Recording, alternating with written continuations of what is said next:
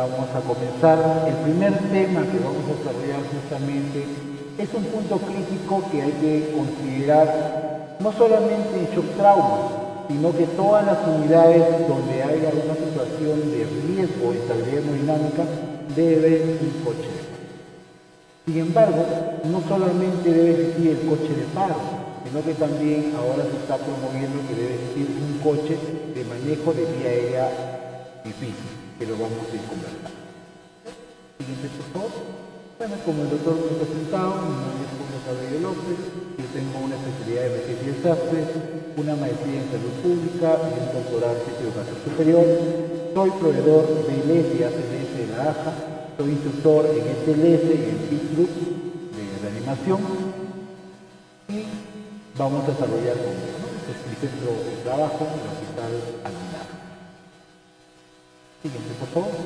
Muy bien, entonces, ¿todos trabajamos en emergencia? Diferentes servicios, ¿no? Muy bien. Emergencia está en el ojo de la tormenta y en la línea del vehículo. Muchas veces cuando el servicio de emergencia pasa algo, todo el mundo nos necesita. Pero también recordemos que la emergencia es la puerta de entrada para todos y es la imagen de la institución. Pero las situaciones críticas que vamos a conversar se puede presentar en cualquier momento. Vamos a comenzar. Entonces, este es el coche de paro que comúnmente lo tenemos visible en shock trauma. Pero no solamente en shock trauma debe ver. En nuestra UCI, sala de operaciones, de repente intermedios, sala de partos, debe ver un coche de paro. Recuperación debe ver un coche de paro. URPA debe ver un coche de paro, ¿no? ¿Por qué? Porque en cualquier momento el paciente se puede estabilizar. Haciendo una endoscopía, el paciente puede hacer reflejo vagal y puede ser paro. Aspirando a un paciente puede hacer reflejo vagal y puede ser paro. Poniéndole un enema puede ser reflejo vagal y puede ser paro, ¿no? Que se llama el síndrome de Brugada. Siguiente, por favor. Si bien es cierto, en nuestro medio lo conocemos como coche de paro, pero sin embargo también puede tomar otra denominación, como carro de paro, carro rojo, carro de RCP o también coche de código azul en Estados Unidos. Siguiente, por favor. Entonces, este equipo, recordemos que no es un almacén, no es de guardar medicina. Porque algunas personas piensan que cuando necesitan alguna medicina corren al coche de paro. Y después cuando necesitamos la medicina, o también cuando su salud viene a evaluarnos y de repente no encuentra completo o encuentra la medicina, porque se van a dar cuenta que probablemente todos los días contabilizamos el coche de paro. Pero sin embargo, cuando llega su salud, hay medicina vencida, hay medicina por vencer, o hay medicinas que no debería estar en el coche de paro, pero está. ¿No? Entonces, recordemos que el coche de paro es para algo esencial, es dar respuesta inmediata. Siguiente, por favor. Por eso que incluso algunos ameritan que debe estar con un recinto de seguridad, otros dicen que debe estar con su seguro, o otros también refieren que debe estar con un candado. Pero no podemos llegar a tanto, porque a veces cuando estamos en una situación tan crítica, a veces se pierde todo. La llave, la coordinadora, la jefa, te quitó dónde está la jefa, no está una reunión. Hasta ahí el paciente ya está finisterre socialmente. ¿Sucede? ¿Sí o no? ¿Sí o no? Sucede. Entonces, este coche de paro que lo manejamos nos sirve justamente para dar respuesta a un paro cardiorrespiratorio. Nos sirve cuando el paciente se pone inestable y hace un colapso cardiovascular. Nos sirve cuando hay un shock anafiláctico. Son situaciones clásicas. No va a ser que de repente mi paciente está pasando en su infusión de repente noradrenalina, seguiré programar. Cuando me doy cuenta la alarma comienza a sonar. ¿Pero dónde saco él? ¿Dónde saco? Coche. No es lo mejor. Si yo programo mi bomba de infusión, nunca debo programar en contenido completo. Siempre si mi volumen termina, porque recordemos que en el trayecto hay casi 10 centímetros cúbicos, algunos que vienen como hasta 20 puede llegar, ¿no? Entonces yo no voy a cargar de 100, voy a programar 80, como un mes. Entonces cuando llega, incluso hay algunas bombas de infusión, antes de llegar a culminar el volumen, está avisando. Pero otros no, terminan hasta donde tú le has programado y comienza a recién sonar la alarma. Entonces no debemos de programar completo. Siguiente, por favor.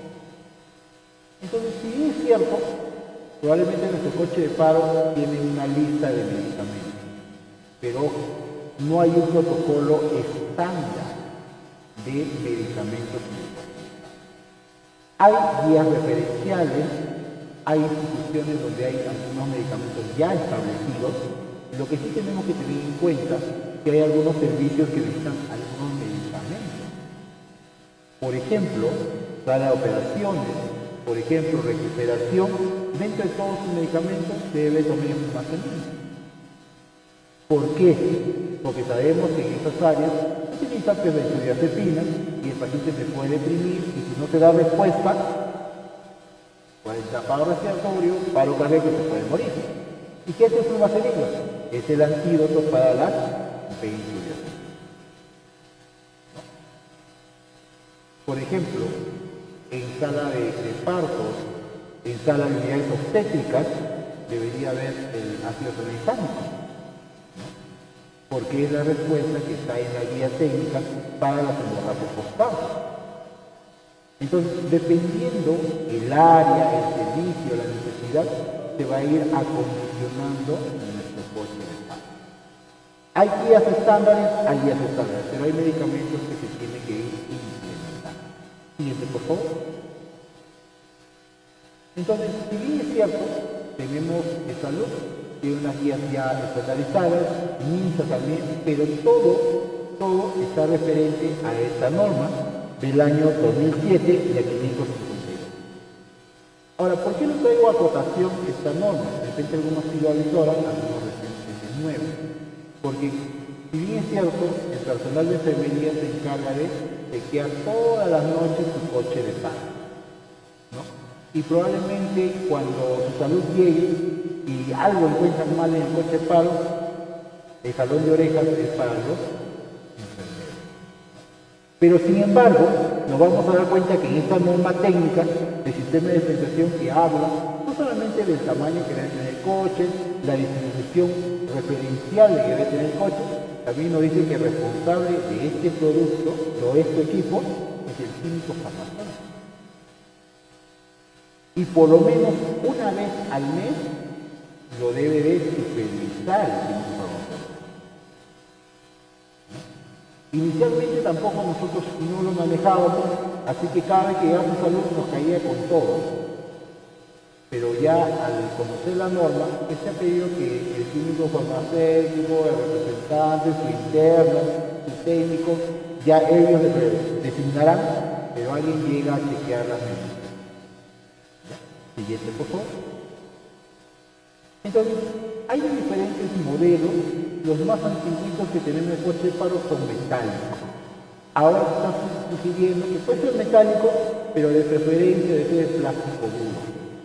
Porque estos metálicos, por la puntita que puede oxidarse, también cuántos nos habremos prendido de la ropa, de la chaqueta, o incluso nos habremos rasgado un brazo. ¿Sí o no? De esos antiguos. Que todavía lo tenemos, todos lados lo tenemos. Entonces, ahora sí nos sugieren que preferencia es de plástico duro, pero igual si no, seguimos utilizando nuestro material metálico. Siguiente, por favor. Pero lo que sí se dice la norma 552 es el tamaño. Cualquier cajita no puede ser un coche de paro. Mi mesa de decoración no puede ser un coche de paro. Que puedo tener un maletín de respuesta rápida, que muchas veces en emergencia, en la UCI tiene, cuando dice código rojo salen corriendo, ¿no? Pero ese es un maletín de respuesta. no es un coche de paro. Entonces el coche de paro debe tener estas características de tamaño, de alto de 85 a 90 centímetros, de ancho, 55 a 65 y de largo de 78 a 90 centímetros.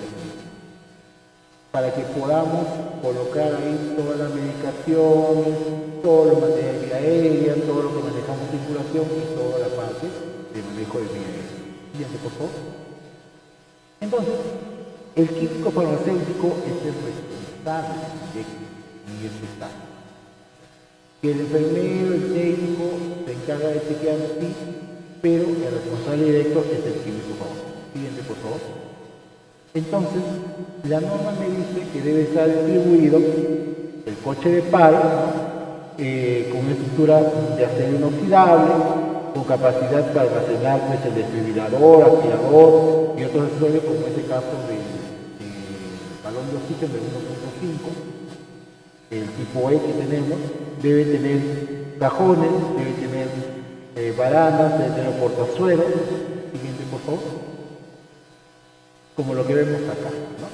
En la parte derecha del coche debe estar mi balón de 1.5, que es tipo E, lógicamente con su unificador, con su manómetro, todo instalado, lleno, ojo, lleno. ¿Cuánto es un balón de oxígeno lleno? ¿Cuánto es un balón de oxígeno lleno? Así sea de 1.5, de 3, de 6, de 10, igualito, todos tienen una misma capacidad porque se mide la presión y PSI, ¿no? ¿Cuánto es un balón lleno? 2000 PSI. 2000 PSI.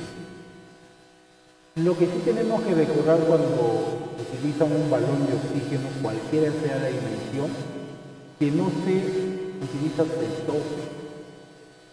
Y eso tenemos que supervisar. Es igual como cuando ustedes hacen hervir su agua, al fondo que queda, por más que lo lavan todo, siempre queda un sarrito, un conchito, igual que el oxígeno. Lo que debe de quedar es 200 PSI y ahí se debe llenar. Nunca se debe utilizar el oxígeno a tope, nunca, porque termina siendo tóxico para el paciente, porque es un residual.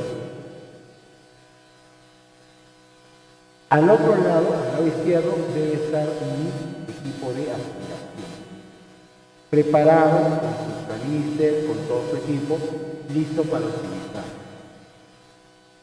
En la parte superior, mi equipo desfibrilador.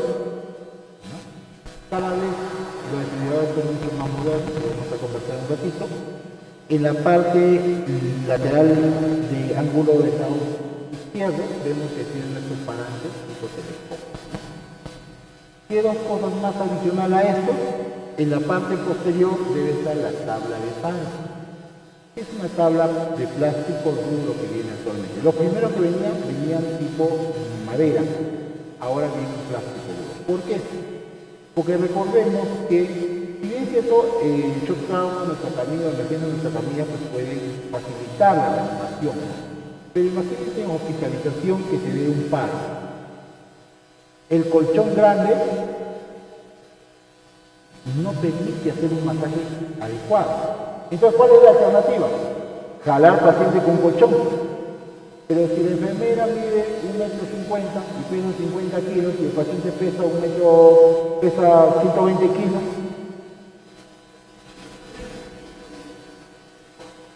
nunca termina de caer. O peor aún, como ha pasado en algunas ocasiones. Ojo, tenemos que tener muy en cuenta la cuestión legal. De repente alguien jaló, se cayó el paciente y se terminó golpeando en el suelo. Hicieron la reanimación, se murió. Viene la familia, lo han golpeado. No, que lo bajamos, no, lo han golpeado. Denuncia por negligencia. A ellos les interesa si hiciste la reanimación, te esforzaste, sudaste, no. Entonces, para evitar todas estas cosas, nuestro coche de paro debe ser ejecutable de paro. Agarras al paciente, lo giras, metes por debajo de su espalda la tabla y te trepas encima para comenzar. O pones tu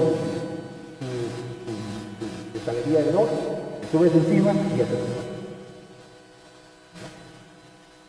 Otra cosa también, al costado siempre del parante hay un punto de oxígeno con una extensión. Porque, ojo, nuestro aspirador no tiene batería. Sí, es aspirador con batería. Entonces, tiene que estar enchufado ahí y jalamos la extensión. Otra cosa importante, el desfibrilador, por más que sí tenga batería, debe estar enchufado 24/7. Todos los equipos biomédicos deben estar enchufados los 36 días del año. No, que ya cargó, lo voy a desenchufar. Solamente se desenchufa cuando lo vamos a hacer. Que se va a valorar la batería, que se va... Sí, es su parte. Así que no se preocupe. Tiene que estar enchufado. Y los cajones que nos sirven según la distribución, que vamos a ir conversando, siguiente por favor. Entonces tenemos nuestro desfibrilador, el siguiente cajón viene para los medicamentos, casi 2 cajones que son para medicamentos, entonces son inmunotrópicos, vasoactivos, diuréticos, antihistamínicos, corticoides, y tenemos en el cajón también de electrolitos, ¿no? Llámese bicarbonato, dextrosa, gluconato, sulfato de magnesio. ¿No? La gaveta de circulación es para colocar los procesos venosos. Llaves, aortas, 16, 18, extensión, si tenemos extensión DIC mejor, si tenemos conectores mejor, si tenemos íntimas mejor.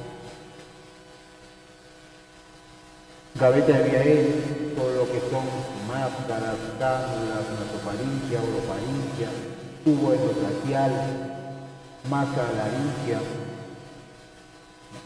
y la gaveta de infusiones, que desde los electrodos, tubo conectores, linterna y ojo.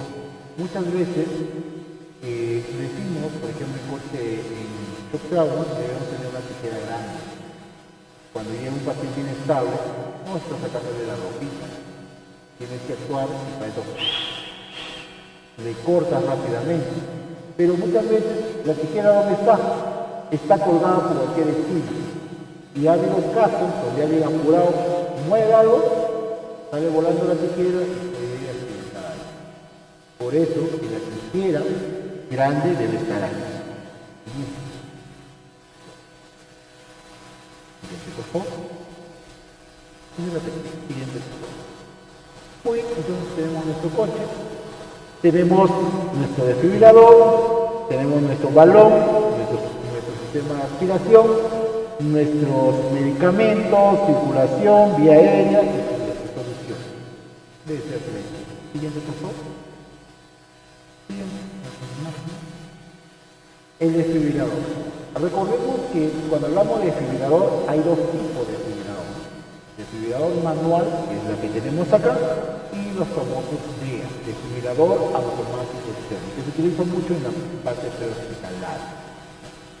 Lo que sí, todavía no hay una norma que se debe implementar para que en todo lugar donde haya masividad de personas debe haber un DEA. Porque está demostrado, según lo que ha presentado la AJA, que de cada 10 personas en el mundo, uno nomás utiliza DEA. Y los otros 9 porque no hay. Si ustedes van a cualquier centro comercial, lugares públicos, le obliga al Estado que debe tener tabla larga, debe tener silla de ruedas, son 2 cosas importantes. A veces por ahí en su tópico tienen su collarín y otras cosas más, pero básicamente le obligan tabla, porque no hay otra palabra, es obligación. Pues si no la obligan, no la quieren tampoco, ¿no? Pero aún nos falta. Ahora, dentro de los DEA existen 2 tipos: desfibrilador automático externo, semiautomatizado y el automatizado. ¿Cuál es la diferencia de estos 2 equipos? En América solamente existen los semiautomatizados. En Europa sí existen los automatizados. ¿Cuál es la diferencia? Que el automatizado identifica ritmo desfibrilable, te dice recargando, te dice que te separe y el equipo mismo da la descarga. Al cambio acá tenemos un automatizado, quiere decir, identifica ritmo desfibrilable, que es la fibrilación ventricular o la taquicardia ventricular sin pulso, te dice recargando, pero que hasta que tú no aplaces un botón, no da la descarga. No da la descarga. Y te sigue pidiendo hasta que aplaces el botón. Y dentro de los desfibriladores manuales también tenemos dos tipos. Los monofásicos y los bifásicos. Lógicamente que la generación más antigua son los monofásicos, que llegaban hasta 361. Al cambio, actualmente los bifásicos solamente vienen hasta 200. ¿Cuál es más efectivo? Un bifásico. Porque la descarga de un monofásico de la parte inferior sube a la parte superior y nada más. Al cambio bifásico sube la energía y retorna. Por eso necesita menos cantidad de energía y es mucho más efectivo. Estos equipos actualmente también tenemos que no solamente sirve para desfibrilar, sino también sirve para hacer cardiografía sincronizada, sirven como DEA e incluso sirven como marcapaso temporal testificado. ¿Y para qué sirve esto? Para las personas que cursan con un bloqueo AD de segundo grado, MOVIC 2 y un bloqueo AB de tercer grado, ¿no? Que necesitan marcapaso y a veces pues no tenemos hemodinamista, no tenemos de repente los equipos, entonces para transportarlo se le pone este equipo y se lo lleva en la ambulancia. Siguiente, por favor. Pues, entonces tenemos nuestro coche, tenemos nuestra lista de medicación. Siguiente, que debemos de chequear en cada guardia, que es un poco más tranquilo, a veces en la tarde es más complicado, por diferentes procedimientos, interconsultas. Entonces casi el estándar en todos lados de chequearlo en la noche, en la guardia. Entonces, dentro de la responsabilidad según la norma es, como ven, químico farmacéutico, el técnico de farmacia, porque de repente no hay químico farmacéutico, pero hay un representante encargado de farmacia, él es el responsable, el jefe de servicio y último, el personal de enfermería que chequea la medicación. Pero sin embargo, cuando llega a su salud y nos aplica el jalón de oreja con la multa, somos los primeros en empezar, ¿verdad? Entonces hay que ir cambiando la cosa.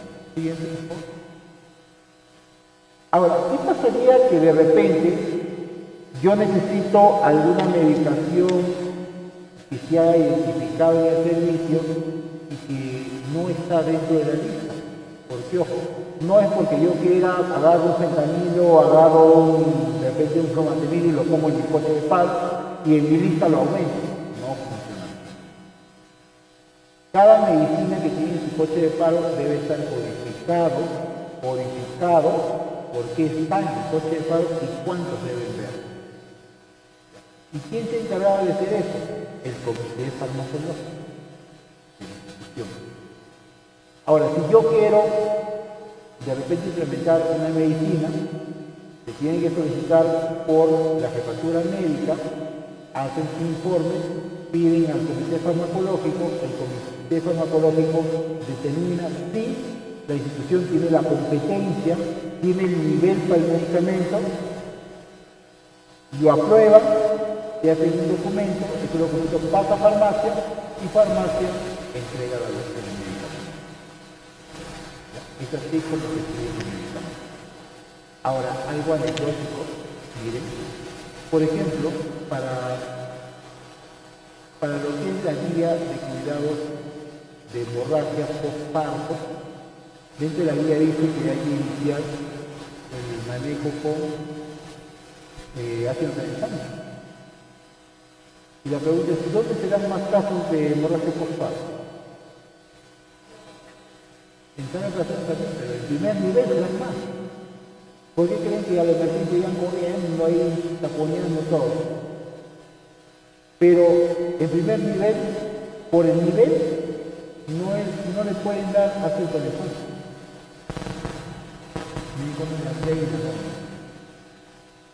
O sea, la guía, la norma lo dice, pero no se puede aplicar en estos lugares más de los hospitalarios. Ahora, en cuanto a ácido tranexónico, muchas veces cuando uno habla de este producto, probablemente lo primero que se nos viene a la mente es el uso en los pacientes con bronquiolitis, con hemorragia, que siempre lo hemos utilizado. Pero sin embargo, en las guías colombianas tantos estudios han hecho ahí que en todo lo que es choque hemorrágico va muy bien.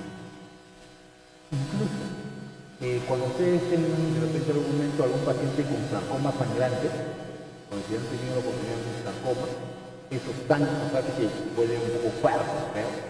Sangra, como comienza a sangrar, por más que le hagas un caso. Algo práctico, se hurta, se echa un poquito de ácido tranexónico en la gasa, se le pone encima y automáticamente está descargado. ¿Sí? Gracias. Incluso ahora para las hemorragias digestivas, para las hemorragias postparto, o sea, para todo lo que es cuestión de hemorragia, el ácido tranexónico vamos. Se diluye en 100 y se pasa cada 8 horas. Cada 8 horas. Sí.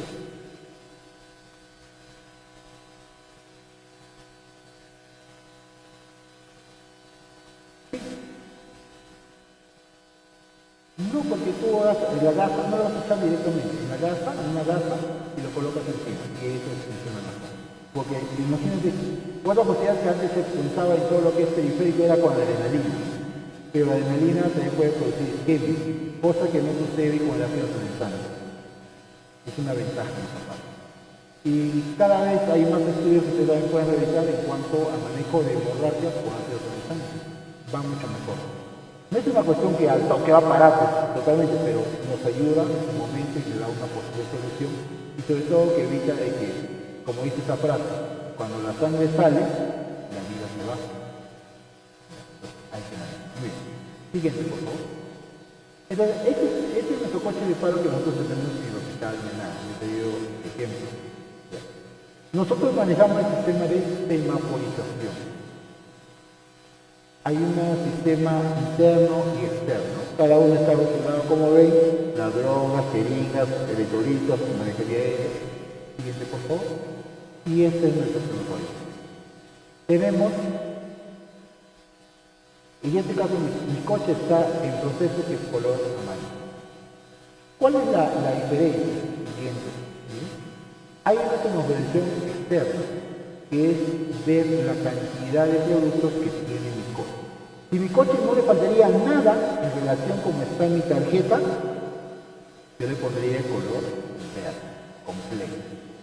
Pero este coche de paro lo hemos contabilizado en la guardia, entonces había algunos medicamentos que faltaban, y nosotros tenemos, como todos, en la mañana dejar lo que falta, y en el territorio de la mañana lo piden para 12:01 que llega la medicina, tener todo completo, ¿no? Entonces me dicen, si está completo, verde. Si está en amarillo es porque faltan algunos insumos, pero dentro de las 8 horas voy a completar. Y rojo definitivamente es porque faltan muchos medicinas. ¿Y por qué es importante poner color? Porque si llega su salud, no va a pensar que le estoy sorprendiendo. Si ya ve amarillo, por eso ya sabe que le falta alguna medicina. Ahora, dentro de la semaforización interna, esto también sirve mucho. Es para ponerle rótulos a cada ampollita. ¿Qué me indica color verde? Cuando mi medicina va a vencer, pero menos de un año y más de 4 meses. En ese lapso le pongo color verde. Si tiene más de un año, pues por ejemplo, imagínense que te va a vencer en el año 2026, ya no le pongo nada. Pero si de repente estamos poniendo que finaliza en diciembre de 2023, pues estamos de tiempo, ¿no? Entonces le pondría verde. ¿Cuándo le pongo amarillo? Cuando va a vencer de 1 a 4 meses. ¿Y cuándo le pongo rojo? Cuando estoy en el mes que va a vencer. y ya eso no debería estar en el coche del padre. Si hay un producto que va a vencer, yo tengo que estar con documentos de jefatura devolviendo en formatos establecidos para devolver la medicina a farmacia. Y ellos se encargarán a hacer su vaciado, ¿no? Siguiente, por favor. Entonces, miren, así lo rotulamos. Entonces, cada vez que reponemos una medicina, miro la fecha de vencimiento y rotulo. Entonces, cuando yo voy a utilizar una medicina, ¿cuál voy a utilizar primero? ¿Cuál utilizo primero? El de amarillo. El de rojo no, porque el rojo tengo que devolverlo. El rojo no, ni siquiera está ahí. El rojo no puede estar. ¿Por qué? Porque si no, cada vez que compramos la medicina, vamos a tener que estar mirando la fecha de vencimiento. Y muchos que ya tenemos pues, nuestros ojitos un poco avanzados. Y estamos ahí. ¿Sí o no? Por más que incluso algunos utilizamos lentes, se nos complica. Pues a veces incluso le tomamos una foto y la agrandamos en el celular, ¿sí o no? Y, ya, ahora sí lo veo mejor. Entonces, para evitar todas esas cosas, cuando traigo medicina de reposición, miro la fecha de vencimiento. Si está dentro de los 4 meses, de 1 a 4 meses, le pongo color amarillo. Y si tengo un poquito más de 4 meses, hasta un año, le pongo color verde. Entonces, cuando yo voy a agarrar una medicina, lo primero que tengo que darle un es de color amarillo. Claro. Siguiente, por favor. Entonces, así nosotros lo tenemos distribuido. Inicialmente estos coches vienen con unas divisiones de plástico liso, pero en lo que uno jala, empuja, voltea, pone, por más que tengan los cuidados, termina rompiéndose. Entonces, de una forma que sea un poco más ordenado, nosotros, el equipo, nosotros tenemos en el servicio un equipo de medicamentos seguros. Y ellos se han encargado de hacer sus rótulos y poner cada medicina y todo está tal igual como está nuestro peso. Siguiente, por favor. Nuestra droga, nuestra jeringa, nuestro equipo. Siguiente. Nuestros electrolitos. Siguiente. Nuestro manejo de vía aérea. Siguiente. Y de vía aérea. Siguiente. Y esto es nuestra ficha. Y tenemos, como hacemos de noche, lo hacemos con rojo.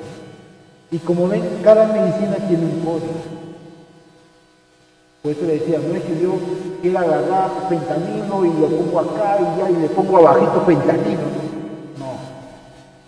No es porque yo lo quiera. Si yo quiero implementar algún otro medicamento, tendría pues que pasar por el comité farmacológico, aprobarlo y para que recién con un código me entreguen el fármaco. Ya, esa es la forma. Siguiente, por favor. Entonces, en la última vez que nos visitó su salud, como estamos ahí cerquita a su salud, encontraron propofol en el coche del padre. ¿Qué es esto? ¿Dónde está que dice propofol? No, pero lo utilizamos, que mire, para la inducción, que a veces no hay esto, que el otro, es de corta duración, le ponemos propofol. No hay forma. El propofol no puede estar en el coche de padre. Se pidió y no había cómo justificar. Pero sí se encontró una solución. Que podemos tener un coche de vía aérea. Y ahí está consignado utilizar eso. Entonces, se implementó nuestro coche de vía aérea. Siguiente, por favor. Ahora, cuando nosotros manejamos vía aérea, recordemos que hay 3 formas de manejo de vía aérea, ¿no? Manual, instrumental y quirúrgico. Manual, que es tus manos, ¿no? Si no hay posible lesión cervical, frente al mentón. Pero en la frente, los del mentón, haciendo la cara. Si hay posible lesión cervical, la opción manual. Instrumental, nuestro tubo de mayo, tubo orofaringio, nasofaringio, máscara laringia, tubo endotraqueal. Si tenemos con mi tubo, con mi tubo. Y quirúrgico, la crico y la tráquea. Esa es la forma de manejar. Pero ahora, no todas las veces pues, va a ser una vía aérea fácil. En algún momento se puede presentar una vía aérea difícil. Pero ¿cómo se sabe que es fácil o es difícil? O incluso podría ser una vía aérea frustrada. ¿Cuándo se denomina que una vía aérea es frustrada? Cuando una persona que tiene experiencia en su bando ha intentado 2 veces y no ha podido. Pero sí podemos diferenciar o tener los famosos predictores. Los predictores le dan una idea si va a ser fácil o va a ser difícil. Siguiente, por favor. Uno de los predictores es el de apertura bucal o también conocido como distancia interintestinal. Le digo que abra la boca, hago una medición, si es menos de 2.5, quiere decir que va a ser difícil. Ya de hecho, por más que alineen líneas faringe, laringe, no van a poder porque es corto. Pero si tiene un tamaño más de 2.5, sí va a ser fácil. Siguiente. Este es el incisivo, que es lo mismo, con otra denominación nomás. Siguiente. ¿Ya? Tenemos la distancia tiromentoniana. Si tiene menos de 6.5, va a ser difícil. Pero si la distancia es más de 6.5, va a ser fácil. Hay personas que tienen un cuellito corto. Entonces, han desviado de la cabeza. Entonces, en ellos la distancia tiromentoniana es más pequeña, menos. Siguiente, por favor. Tenemos la regla del 3-3-2. ¿Qué significa? 3 de apertura bucal, 3 del mentón al yoyo y 2 por debajo de él. Si cumple esta función o este predictor del 3-3-2, va a ser fácil. Si no cumple el 3-3-2, va a ser difícil. Siguiente.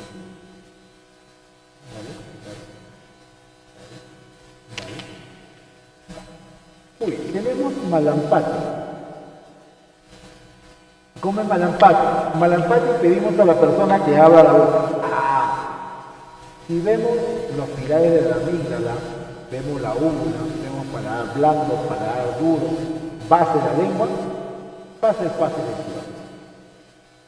Pero si a partir de clase 3, clase 4, va a ser difícil.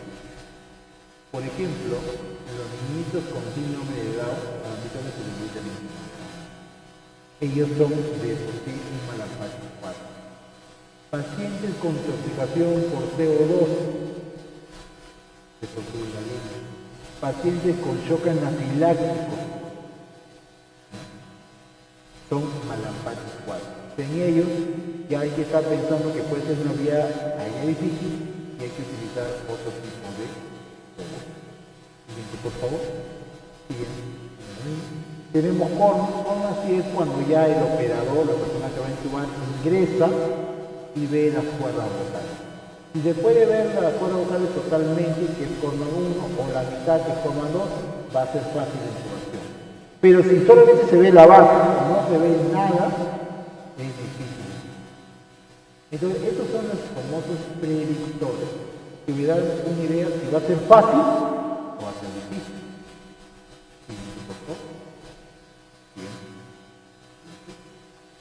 Entonces, si bien es cierto, dentro de la cantidad de casos que se puede dar de una vía aérea difícil, no son muchos. Miren, va entre 1.2 a 3.8%. Son bajos los casos, esa es la realidad. Pero hay que tener presente que si nosotros no intubamos y no manejamos la vía aérea, definitivamente el paciente puede ser paro y se puede morir. Entonces, por eso es la justificación que se debe de implementar los costes de vía aérea. Siguiente, por favor. ¿Ya? En Estados, a pesar de que en muy pocos lugares o casi nadie tenemos coche de paro, coche de vía aérea difícil, sí tenemos una normativa. Tenemos una guía del año 2018, donde justifica que puede haber un coche de vía aérea en cualquier institución. Y ustedes también lo pueden, de repente que manejo, o está en emergencia o trabaja en una unidad de UCI, puede jalar como normativo, como precedente, para que lo puedan implementar también. Siguiente, por favor. Tiene una serie de equipos los cuales la única finalidad es dar respuesta a una situación de una incubación. Siguiente, los ponemos que vamos a. Siguiente, por favor. Siguiente. Entonces, esta es una experiencia europea. Entonces, el primer cajón, todo lo que es máscara. ¿Se ubican cómo se llama ese que está ahí en la esquina? El primerito, ¿lo miran? ¿Cómo se llama esa sonda? Yancao, excelente. ¿Qué sucede? En algunas ocasiones, cuando vamos a aspirar con nuestra sonda convencional, por más que sea una 16, pues imagínense que hay un paciente que está con una hemorragia digestiva por vía esofágica. Sale sangre, ¡guau! Lo sale. Tú quieres aspirar y se llena, se atraca. Pero si utilizarías una Yancagua, totalmente se lo va a tirar. Entonces, aquí por lo menos presentan dentro del primer cajón, el cajón de máscara facial, sugieren Yancagua, sugieren la máscara de diferentes tamaños, máscara facial. Ahora, se está recomendando, si bien es cierto, para nosotros ventilar, se utiliza la técnica de la C y la técnica de la E, pero ahora se está sugiriendo este tipo de fijación que se llama pulgares abajo. Y hacen mejor el sello facial. Los mamos y con los pulgares, así como ven la imagen, bien presionados. Mejora la fijación que la técnica de la C y la E. Por eso incluso en tu cartilla también lo pulgares abajo. Otra cosa importante a considerar acá, cuando ustedes lleguen a atender un paciente que necesita ventilar y sea un paciente anciano y tenga prótesis dental, no le saquen. ¿Por qué? Porque si le sacamos, ¿cómo se pone su boquita? Y por más que presiones de la mascarilla, va a comenzar a haber fuga y no vas a poder ventilar adecuadamente. Solamente en estos casos. Pero si hay que intubar o hay que utilizar otro tipo de aislamiento, tenemos que. Tenemos nuestro tubo de mayo, nuestros tubos nasofaringios en este cajón. Siguiente, por favor. En el segundo cajón es el cajón de tubo endotranquial. Tenemos los tubos de diferentes tamaños, las guías de diferentes números. Tenemos nuestra hoja de laringoscopio, tanto recta como curvo, un videolaringo alternativo aquí.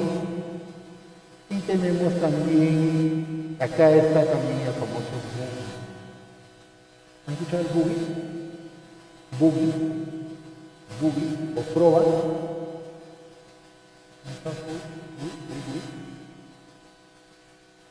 El boogie.